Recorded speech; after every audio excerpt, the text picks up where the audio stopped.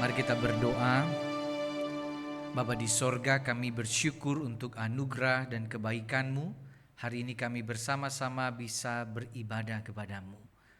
Biarlah hati kami sungguh-sungguh siap mendengarkan kebenaran firman-Mu.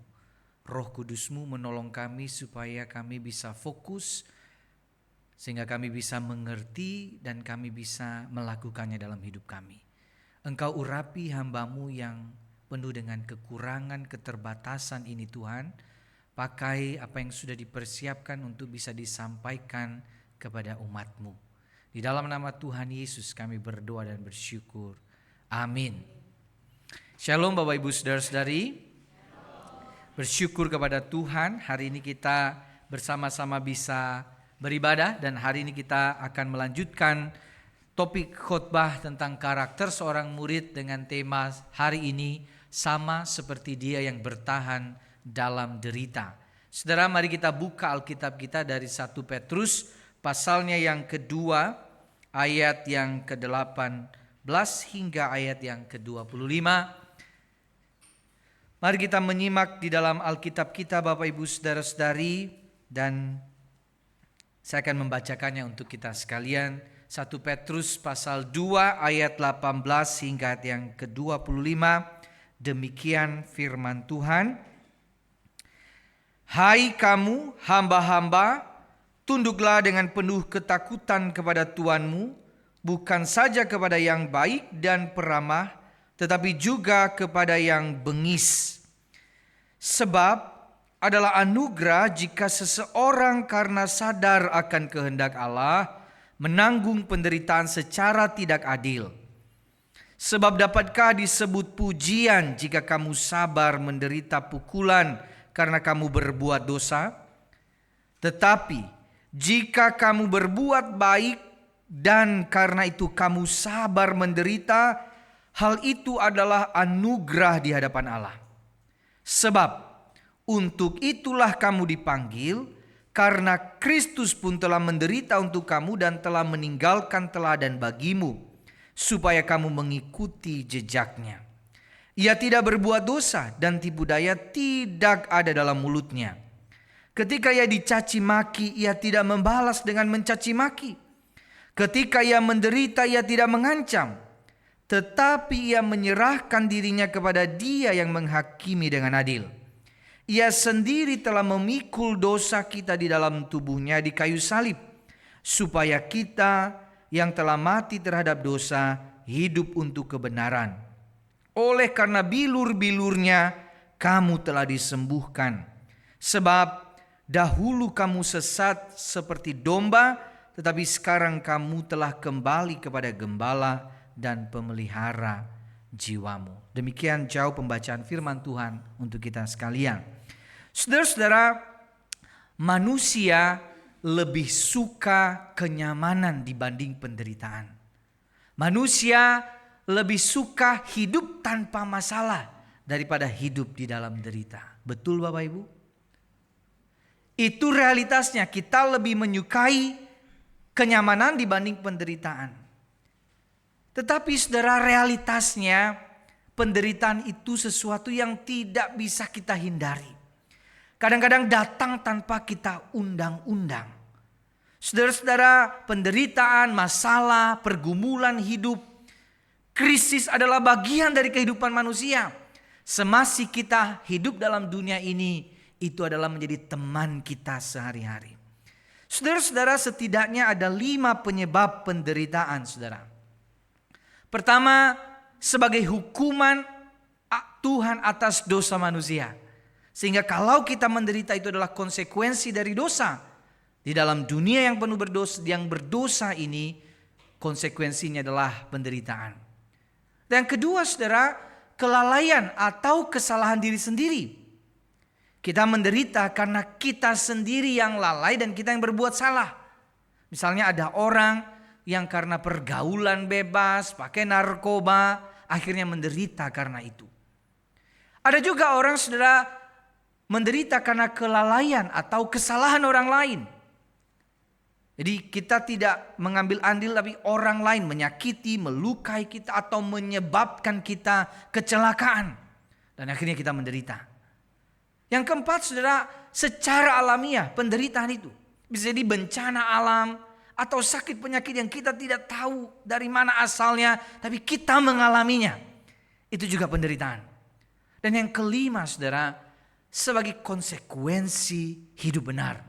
Karena kita memegang teguh iman kita, nilai-nilai keyakinan kita, lalu kemudian kita menderita karena itu. Ada orang karena dia berintegritas akhirnya harus dipecat dari kantornya. Tapi dia tidak merasa bahwa itu sesuatu yang rugi karena dia memegang teguh kebenaran imannya. Dan saudara-saudara, poin yang kelima ini yang sangat berhubungan dengan konteks 1 Petrus ini. Menderita karena kebenaran. Saudara, surat ini ditujukan kepada orang-orang yang sedang menderita. Sedang mengalami penganiayaan, permusuhan, dilecehkan karena iman mereka. Istilah penyebutan hamba di ayat yang 18 tadi kita baca, itu menunjukkan bahwa memang di zaman itu banyak orang-orang Kristen menjadi budak.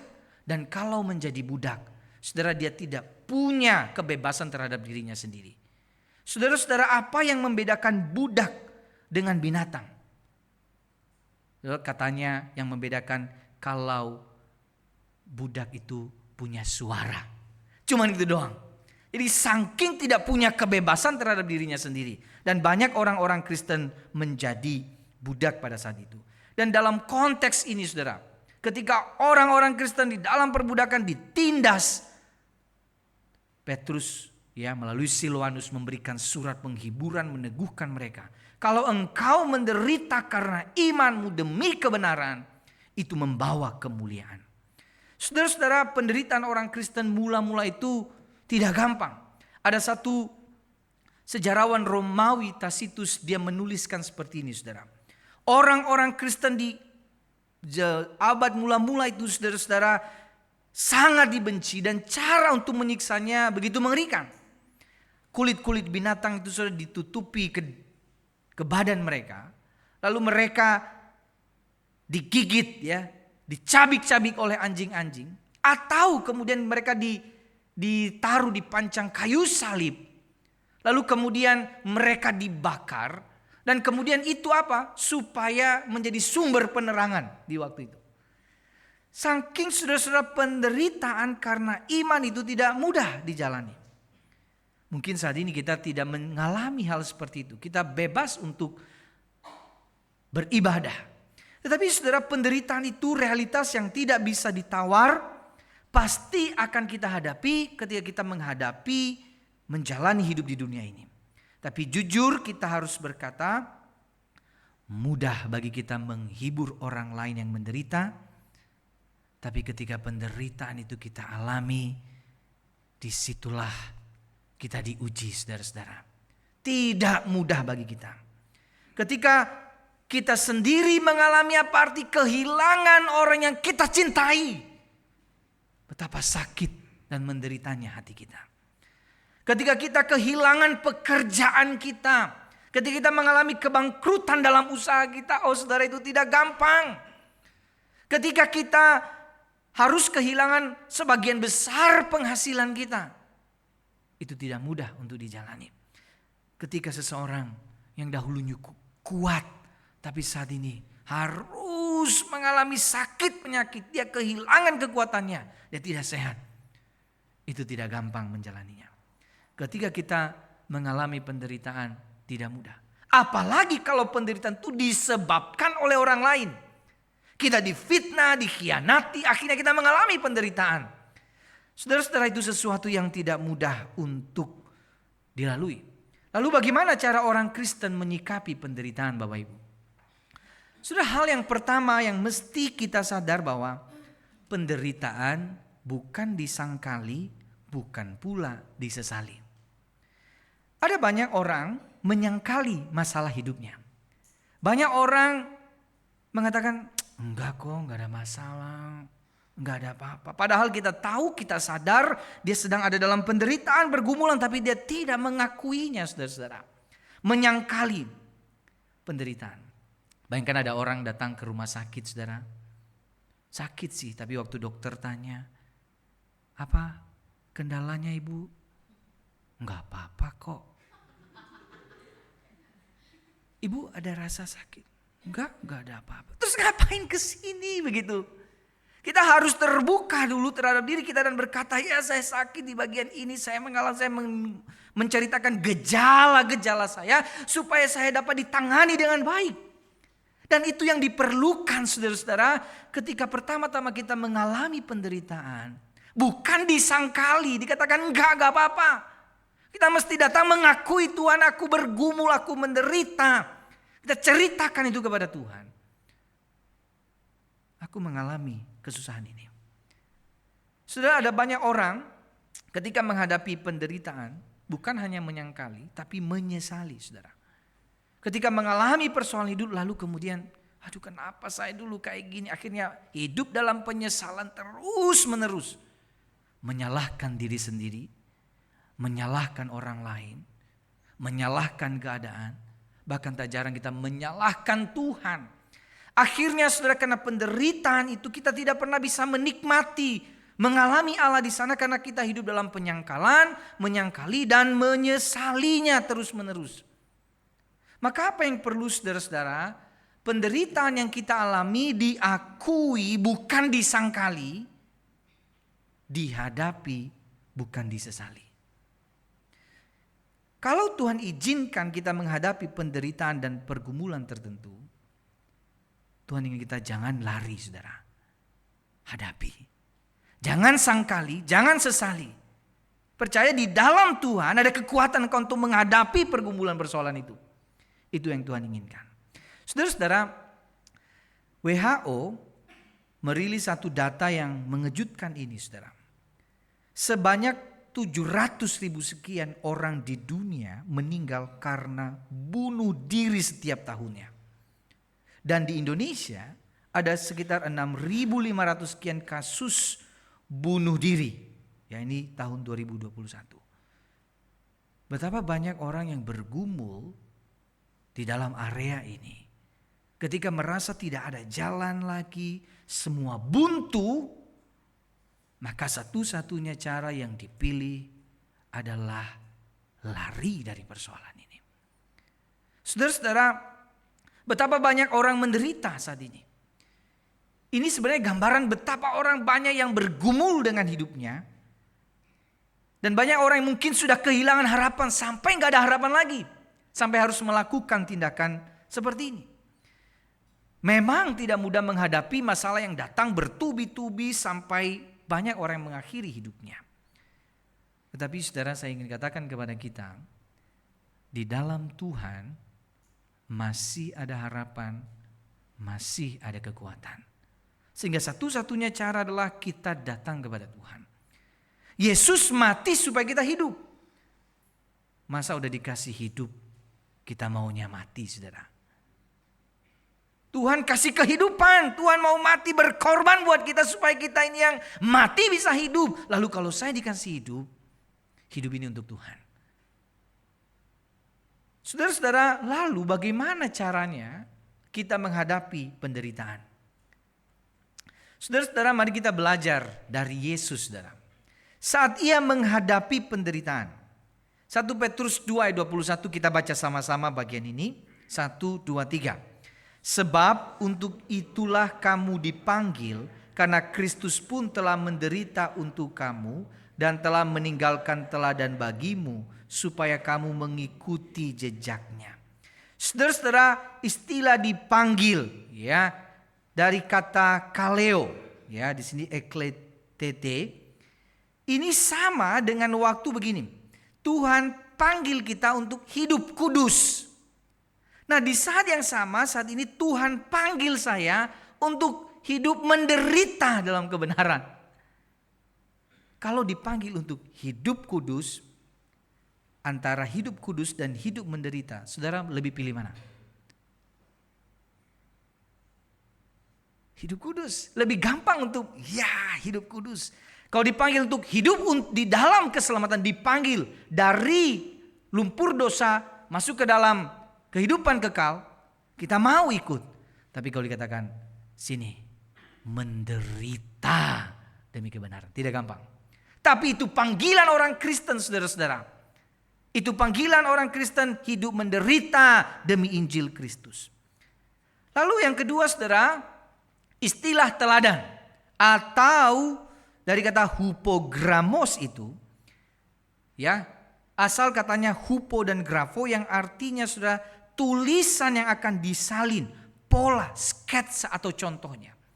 Jadi saudara-saudara, Yesus itu menjadi teladan, menjadi hupogramos itu. Lalu kita ngikutin dia. Nah, secara sederhana seperti ini istilah hupogramos. Ya saudara, kalau ngajarin anak-anak menulis ada polanya. Lalu tinggal ngikutin aja kan. Jadi ikutin titik-titiknya jadi huruf A. Ikutin titik-titiknya jadi mudah melakukannya. Dan di sini sudah istilah ini menjadi sangat penting bagi kita. Yesus menjadi teladan, menjadi hupogramos itu saudara. Yesus sudah kasih polanya. Kalau melalui penderitaan gini polanya. Ikutin saja, taat saja, jangan keluar garis ya. Begitu caranya. Ikutin garis-garisnya, ikutin titik-titiknya. Lalu bagaimana cara Yesus menghadapi penderitaan itu Bapak Ibu? Ada dua cara menghadapi penderitaan yang Yesus ajarkan kepada kita. Yang pertama saudara, bersabar. Ya, dikatakan di ayat 22 sampai 23 dia dikatakan seperti ini. Ia tidak berbuat dosa dan tipu tidak ada dalam mulutnya. Ketika ia dicaci maki, ia tidak membalas dengan mencaci maki. Ketika ia menderita, ia tidak mengancam. Saudara-saudara, ketika Yesus mengalami penderitaan, ia tidak lantas berbuat dosa. Dan ini menunjukkan kepada kita bahwa sebelumnya Yesus menderita pun bukan karena dosanya. Dan ketika ia alami penderitaan, ia juga tidak melakukan dosa. Dan tidak ada tipu daya dalam mulutnya. Dalam terjemahan yang lain, tidak ada kebohongan di dalam mulutnya. Saudara-saudara, seringkali ya, kalau kita untuk hindari penderitaan, satu jurus yang bisa kita keluarkan yaitu bohong. Supaya saya tidak mendapat konsekuensi itu, ya saya mengeluarkan tipu daya, saya bohong aja. Tapi Yesus tidak melakukan itu, tidak ada kebohongan dalam diri, dia jalani penderitaan itu. Lalu kemudian ia dicaci maki, ia tidak balas caci maki. Ia diejek, ia tidak balas ngejek saudara. Pertanyaan, bisa gak Yesus melakukannya? Sangat bisa saudara-saudara. Di atas kayu salib, dia bilang sama Bapak, misalnya, Bapak tunggu sebentar, saya turun dulu boleh gak? Saya mau kasih pelajaran buat orang yang mulutnya ini pedas sekali. Saudara, Yesus tidak melakukannya meskipun Yesus mampu melakukannya.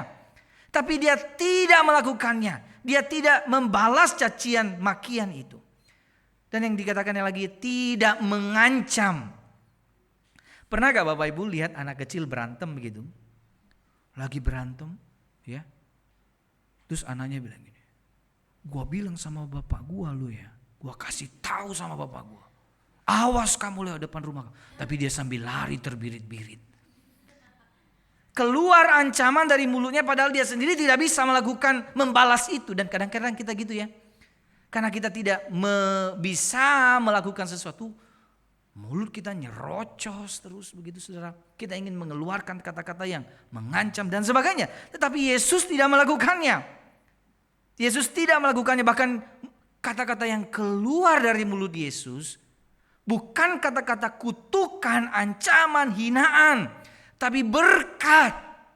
Di atas kayu salib itu sudah dia berkata Bapa. Mereka gak tahu melakukan apa. Ampuni mereka. Sudah bukan ancaman tapi pengampunan. Bukan kutukan tapi berkat yang keluar. Bisa gak kita kayak gitu Bapak Ibu? Ketika ada orang yang nyakitin kita, lukai kita, mengkhianati kita, merugikan kita. Doa kita, Tuhan berkati dia. Tidak mudah pastinya. Tapi Yesus sudah kasih jalannya kayak gini loh. Hupogramos tadi. Ikutin saja. Seperti itu caranya. Saudara-saudara, Tuhan tidak pernah menghadiahkan penderitaan tanpa penghiburan. Keduanya pasti selalu satu paket. Namun penghiburan seringkali diabaikan karena tidak sesuai dengan keinginan kita. Ini rumusan pasti. Tuhan tidak izinkan kita alami penderitaan, tapi Dia tidak kasih penghiburan. Selalu ada penghiburan dari Tuhan. Tapi memang caranya kan kadang-kadang kita, ini bukan penghiburan dari Tuhan karena gak sesuai dengan selera kita. Saudara-saudara, pernah gak saudara saat ada masalah begitu cerita ke orang lain? Bro, bos saya itu loh cerewet sekali di kantor. Bro, bos gue lebih cerewet bro. Udah gitu pelit lagi bro. Puji Tuhan, gak kayak bos kamu. Atau anak-anak kecil bilang gini, mama saya itu loh ngeselin, apa-apa diomelin saya. Terus anak yang lain bilang gini, mama saya jauh-jauh lebih cerewet lagi. Tiap hari diomelin, gak ada tanpa pertengkaran di rumah. Puji Tuhan. Saya gak punya mama kayak gitu. Saudara-saudara, seringkali ya kita seringkali mengharapkan penghiburan-penghiburan yang sesuai dengan keinginan kita saja. Padahal ada banyak cara Tuhan menghibur dalam penderitaan, pergumulan yang kita alami. Mari kita coba melihatnya, saudara. Ketika kita misalnya sakit, saudara, kira-kira ada gak penghiburan Tuhan waktu kita mengalami sakit? Kalau kita peka teliti ada loh saudara. Bisa jadi waktu kita sakit kita bersyukur Tuhan. Bersyukur masih ada keluarga yang temenin saya. Ketika usaha kita sedang tidak baik saudara, ada gak cara Tuhan menghibur? Karena kita mesti peka. Thank you Tuhan. Udah kasih kesehatan buat saya. Tapi usaha tidak baik. Tapi ada kesehatan dari Tuhan. Saat istri, anak, kayaknya kita ngeselin banget. Tapi kita bersyukur kita masih punya komunitas yang baik. Yang support kita. Dan ini sebenarnya yang penting saudara untuk kita melihatnya. Ketika ada penderitaan, pasti ada paket penghiburan di dalamnya. Perlu peka. Maka kita perlu hitung berkat benar-benar. Ya, hitung berkat satu persatu. Kadang-kala kita lupa ketika ada masalah. Kita lupa dengan semua berkat-berkat kebaikan Tuhan. Saudara, saya melakukannya beberapa waktu yang lalu ketika Selo masuk rumah sakit. Itu tengah malam. Seharusnya sorenya itu saudara kita bawa Denli ke rumah sakit. Karena dia yang sakit berapa hari. Sakit perut, waduh dia lemes-lemes begitu. Tapi akhirnya tiba-tiba dia sehat, dia bisa makan begitu. Selo sakit tengah malam. Kita bawa ke rumah sakit saudara-saudara. Lalu karena nunggu di ruang IGD, saya jadinya tidurnya kan gini saudara. Nunggunya lama lagi karena kamarnya belum siap kan. Saudara akhirnya bagian belakangnya jadi sakit dan saya bilang Tuhan ini mesti menjalani ini kayak sakit bang. Jadi saya selama beberapa hari itu gini-gini saudara-saudara ya. Sakit sekali dan jujur ya sebenarnya ada mengeluh sama Tuhan. Kalau boleh Tuhan inilah yang satu sakit satu sembuh begitu loh Tuhan. Ya. Tapi jujur saudara itu karena ada hal yang membutakan ya itu ya. Masalah membutakan kita pada berkat-berkat Tuhan. Tapi kemudian saya duduk diam dan saya bilang Tuhan, saya butuh kekuatan dari Tuhan. Biar saya bisa hitung berkat-berkat-Mu dalam situasi ini. Dan saya jujur saudara, saya tertegur ketika melihat begitu banyak berkat Tuhan. Tuhan terima kasih. Dan gak rewel ketika saya harus bolak-balik ke rumah sakit. Terima kasih banyak jemaat perhatian sama kami. Terima kasih Tuhan, terima kasih banyak. Saya sehat Tuhan. Setelah 3 hari kayak encok begitu tapi Tuhan sembuhkan. Terima kasih. Di dalam rumah sakit saya masih bisa siapin khotbah. Saudara-saudara, akhirnya yang awalnya menjadi sebuah kayaknya kalau kita jalani penuh dengan kesusahan. Tapi ketika hitung berkat, berkatnya berlimpah-limpah. Lebih banyak dari kesusahan yang kita alami. Tapi kitanya yang kadang gak sadar, lupa karena cara-caranya kok gak seperti yang saya inginkan. Tapi Tuhan mau kita saudara, di dalam waktu kita bersabar, banyak-banyak bersyukur sama Tuhan. Entah sampai kapan selesai masalah ini. Tapi saya mau menaikkan syukur saya. Saya hitung satu persatu, banyak sekali. Dan saya hitung. Thank you Tuhan, terima kasih Tuhan, terima kasih. Ada begitu banyak berkat. So yang kedua, yang pertama tadi apa? Bersabar. Yang kedua, bersandar saudara.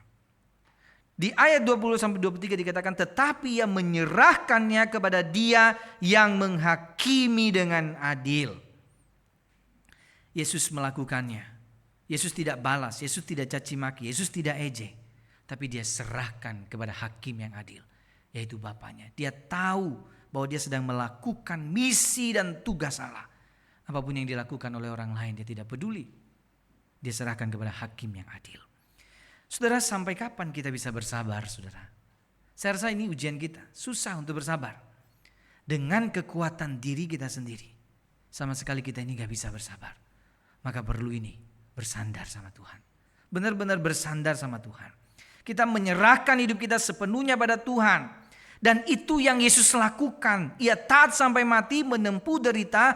Ia bisa melakukannya karena ia bersandar, berserah penuh kepada Bapa. Oleh karena itu di dalam penderitaan, jangan tinggalkan segala kebiasaan-kebiasaan rohani yang baik. Yang membawa kita terus ingat Tuhan. Jangan tinggalkan saudara. Tapi jangan juga berpikir kalau saya melakukan ini, saya baca Alkitab, saya rajin beribadah supaya masalah selesai, itu juga keliru. Karena bukan itu tujuannya.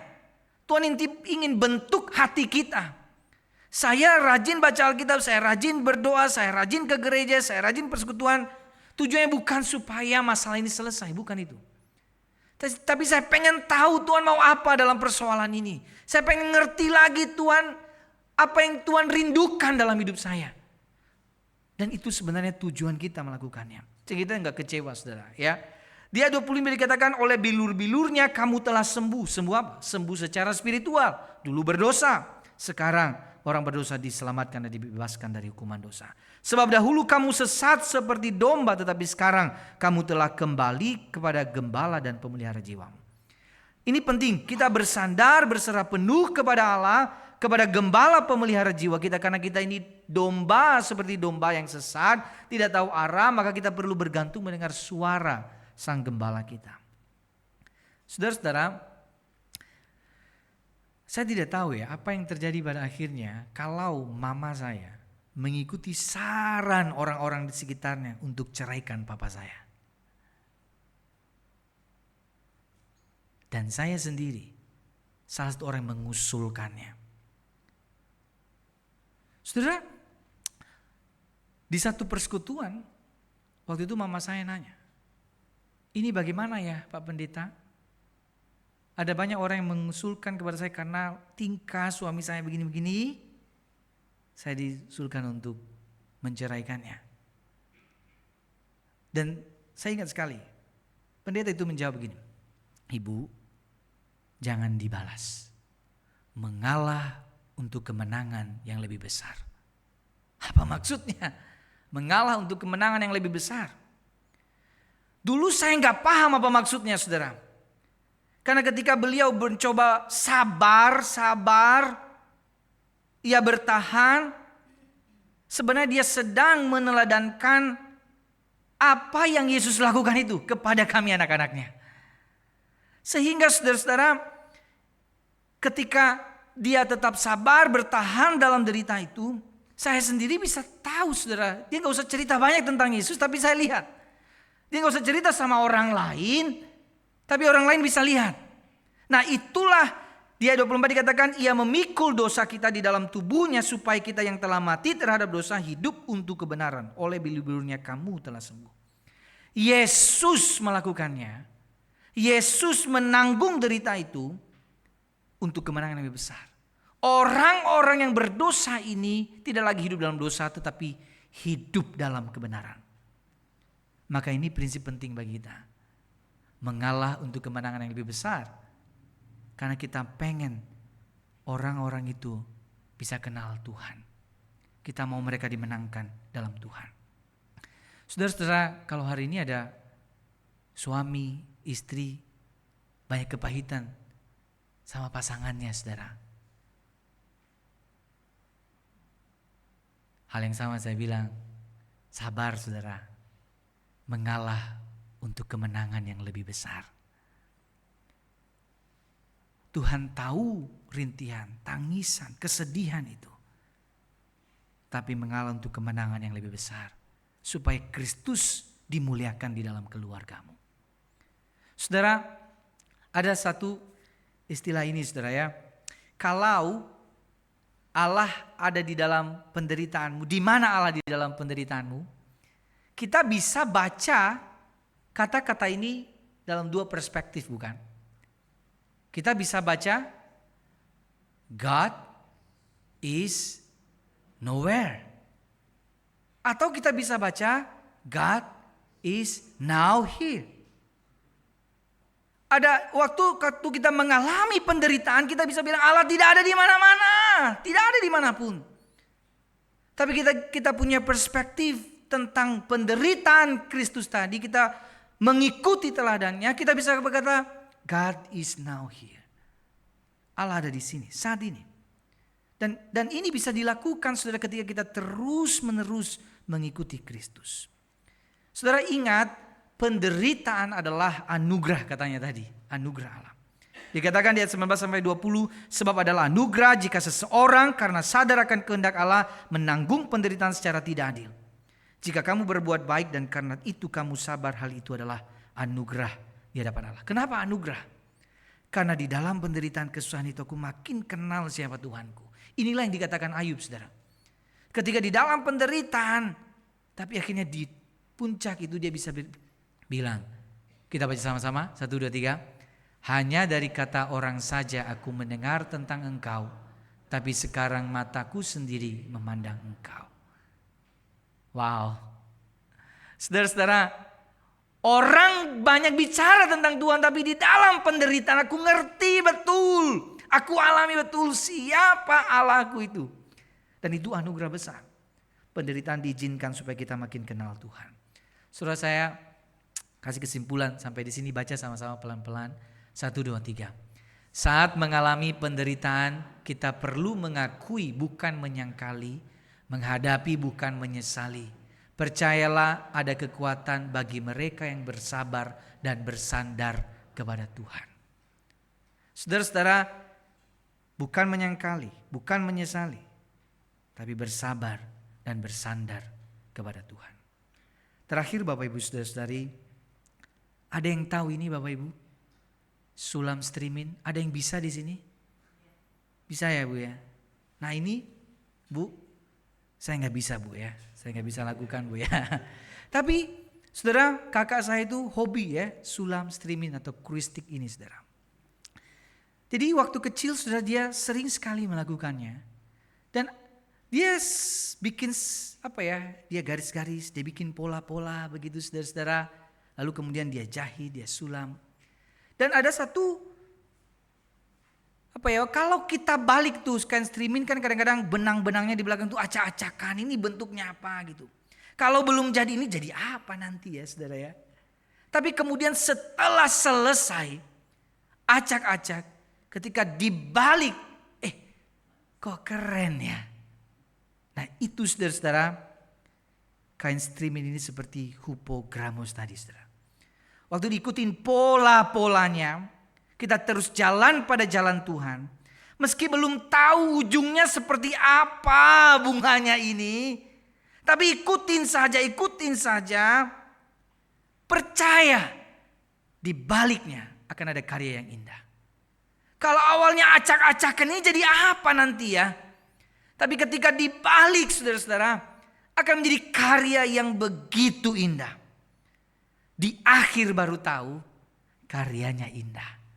Tapi pas jalaninya, kita bisa mengeluh, kecewa, putus asa. Tapi yang Tuhan mau waktu jalaninya dengan ketaatan, ikutin saja, taat, berserah, bersabar, bersandar sama Tuhan.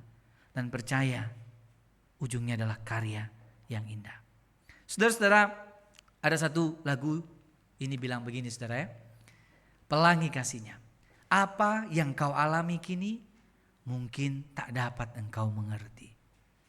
Cobaan yang kau alami tak melebihi kekuatan. Lalu di refnya dikatakan, tangan Tuhan sedang merenda suatu karya yang agung mulia. Saatnya akan tiba nanti kau lihat pelangi kasihnya. So kita naikkan pujian ini saudara. Apa yang kau alami kini mungkin tidak dapat kau mengerti.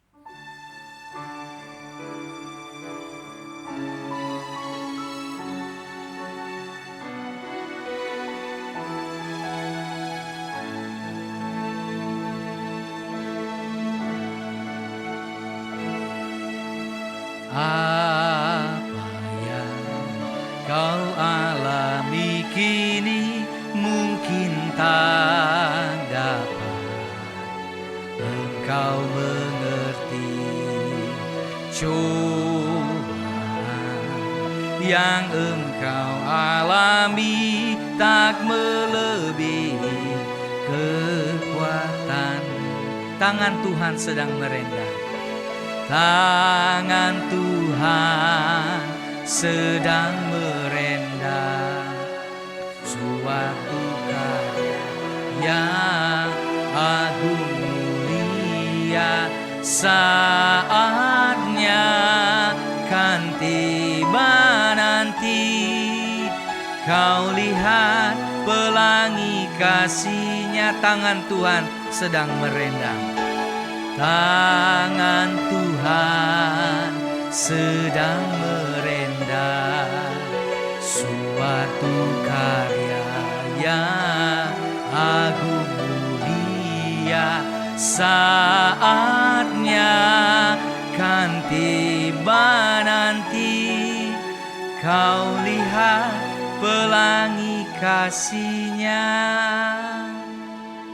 Saudara, sama seperti kain strimin tadi. Hari ini mungkin tidak tahu bentukannya seperti apa. Tapi ketika kita taat, ikutin garis-garisnya, ada karya yang indah yang Tuhan kerjakan. Mari kita tundukkan kepala saudara. Mari ambil waktu sejenak. Apa yang Tuhan ingin sampaikan kepada kita hari ini?